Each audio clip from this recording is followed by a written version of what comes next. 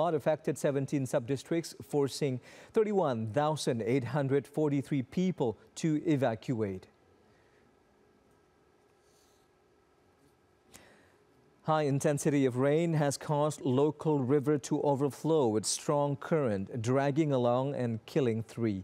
Acting head of Center for Data, Information and Communication Center of Disaster of the Regional Disaster Mitigation Agency, or BPBD, Abdul Mohari said his office has deployed rubber boats required to aid in evacuating people affected by the flood.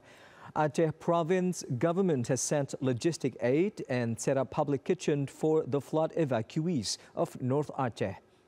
Overflowing water from Krung Puto, Krung Kuruto and Krung Pirak rivers inundated 11,511 units of houses in 17 sub-districts of North Aceh, while also damaging a bridge, 2 dams and 41 hectares of paddy fields.